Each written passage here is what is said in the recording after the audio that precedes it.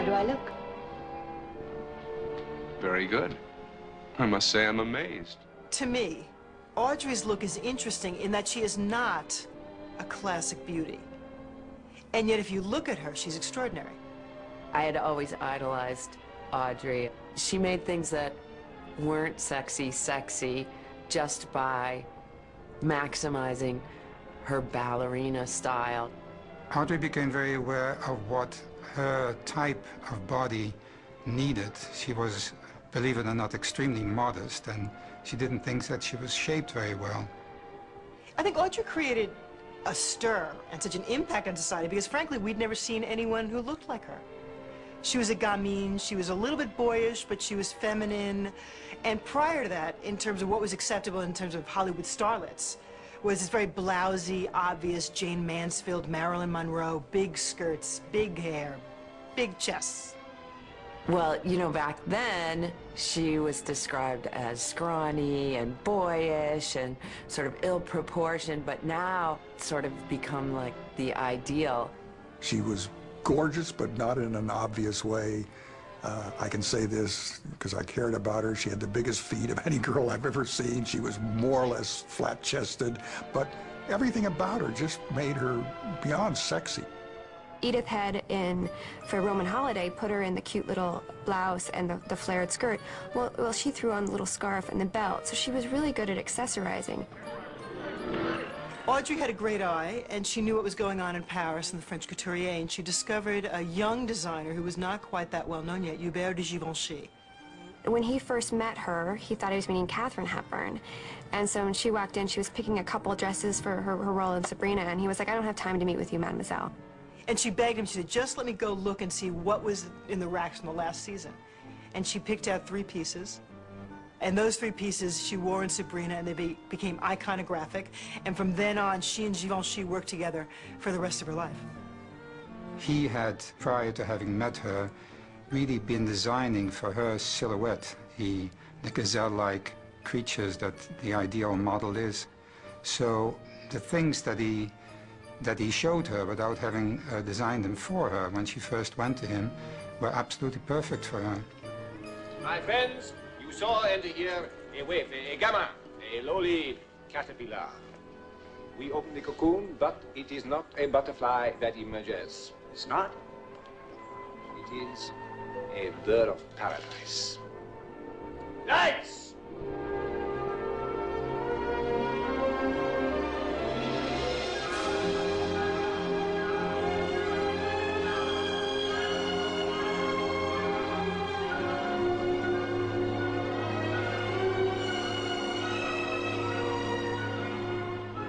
I think that what those clothes signified for her were more than just a fashion. They were sort of an armor of love, if you can call it that, something that enabled her to be appropriately dressed, which she believed in. I think it's very unusual to be able to find a creator and a muse that have the same vision. And those two did, which is really unusual. Oh, how could I be a model? I have no illusions about my looks. I think my face is funny. I always like to say she was the perfect package of imperfections.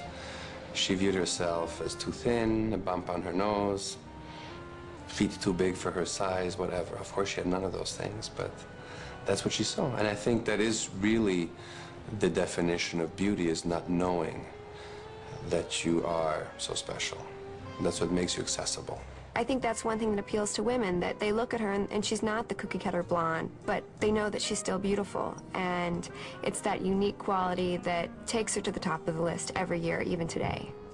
As a designer, you know, you can't help but design things that you want to wear, you know, as a woman designer. I guess I sort of selfishly design things for myself, and I sort of feel like I, you know, have her body a little bit and, you know, have never really had the curves that I wanted, you know, so I think she has been a great inspiration in that way, to just sort of maximize what you have and be comfortable and confident with that. She believed always in underdressing rather than overdressing. She always used to say to us, Better be the only one in a blazer at a black tie event than the only one in a black tie, you know, at a casual event. And she always bought her shoes a half a size too big because she thought that they'd last longer and they look better if you're not cramming your foot into them. And that's just not something that you think of a diva. That's very practical. It's very real. And sticking to that philosophy is what makes your look work. The way she looked was so much who she was that there was no separation between the woman and her clothes. So designers today, even now, if they see something they like, a really clean look, a modern look, a look that works, they'll say, oh, that's so Audrey. So it's almost an adjective, a shorthand to that kind of clean American, yet sophisticated style that always looks fabulous and always works.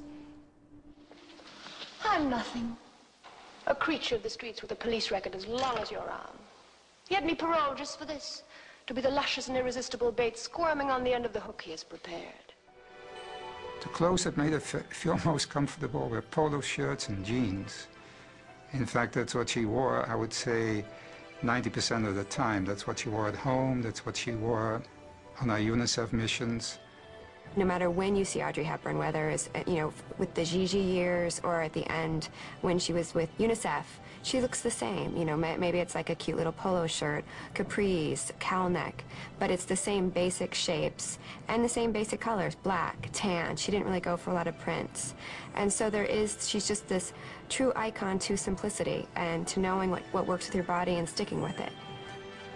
It was a way to say, in a way, don't look at me. How interesting that everybody did. I believe that people, especially women, were intrigued by her style, her elegance, because they sensed it to be a manifestation of her total essence. She was so genuine in every part of her life, and her clothing and her style, she just genuinely loved clothes. And so it was sort of a natural thing to become a style icon. I mean, Audrey is, I would say, out of the 20th century, she really is the style icon, and everyone else just follows in her wake. You see a little bit of Audrey in a lot of people, but you don't really see anybody who's being their own Audrey. And to really be a new Audrey, you have to be an individual. So maybe she's cast too big of a shadow.